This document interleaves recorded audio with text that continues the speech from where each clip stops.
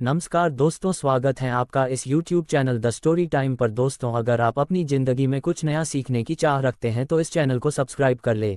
पुत्रदा एकादशी व्रत साल 2024। आज की हम वीडियो में पुत्रदा एकादशी के बारे में जानेंगे कि 2024 में सावन महीने की पुत्रदा एकादशी का व्रत किस दिन रखा जाएगा, व्रत का पारण कब किया जाएगा, व्रत का पारण कैसे करना है, पूजा का शुभ समय क्या रहेगा, राहुकाल का समय क्या रहेगा, सारी बातें आज की इस वीडियो में जानेंगे। तो चलिए वीडियो को शुरू कर लेते हैं। दोस्तों, उससे पहले अगर आप हमारे चैनल पर पहली बार हैं तो चैनल को सब्सक्राइब करें। साल 2024 में 16 अगस्त शुक्रवार को सावन महीने की पुत्रदा एकादशी का व्रत रखा जाएगा। एकादशी तिथि का प्रारंभ 15 अगस्त गुरुवार की सुबह 10:26 से होगा और एकादशी तिथि का समापन होगा 16 अगस्त शुक्रवार की सुबह 9:39 पर। इसके बाद से तिथि प्रारंभ हो जाएगी। एकादशी का व्रत उसी दिन रखना चाहिए जिस दिन एकादशी और द्वादशी तिथि का मेल हो रहा हो, इसीलिए 16 अगस्त शुक्रवार को ही एकादशी का व्रत रखना शुभ रहेगा। 17 अगस्त शनिवार को व्रत का पारण किया जाएगा। व्रत का पारण शुभ समय में करना चाहिए और यह शुभ समय रहेगा सुबह 5:51 से 8:05 के बीच। इस शुभ समय में आप अपने एकादशी व्रत का पारण करें। ऐसा कहा जाता है एकादशी व्रत का पारण अगर सही समय पर और सही विधि से ना किया जाए तो हमें एकादशी व्रत का फल नहीं मिलता, इसलिए शुभ समय में और सही विधि से ही अपने एकादशी व्रत का पारण करें। एकादशी व्रत पारण करने के लिए भगवान को उसका भोग लगाएं। इसके बाद ब्राह्मण को भोजन कराकर भगवान की पूजा करते ही अपने व्रत का पारण करें। कभी भी बासी भोजन से एकादशी व्रत का पारण नहीं करना चाहिए। एकादशी व्रत पारण के दिन अगर कोई दूसरा व्रत पड़ जाता है तब आप फलाहार से भी अपने व्रत का पारण कर सकते हैं। पहले एकादशी व्रत का पारण करें तभी दूसरे व्रत का संकल्प करें। 16 अगस्त शुक्रवार को सूर्योदय का समय रहेगा सुबह 5:51, सूर्यास्त का समय रहेगा शाम 6:59। सूर्योदय के साथ ही एकादशी व्रत शुरू हो जाता है, तो आप इस समय का ध्यान रखें। पूजा पाठ का शुभ समय ब्रह्म मुहूर्त का समय रहेगा सुबह 4:24 से 5:08 तक। इस समय को सबसे शुभ माना जाता है। ऐसी मान्यता है कि इस समय में की गई पूजा सीधे भगवान तक पहुंचती है। उसे दिन में अभिजीत मुहूर्त रहेगा 11:59 से 12:51 तक। इस समय में आप एकादशी के पूजा कर सकते हैं। एकादशी के दिन जो आप दान देना चाहते हैं वह दान आप इस समय में दे सकते हैं, उसका आपको पूर्ण फल प्राप्त होगा। शाम के समय 7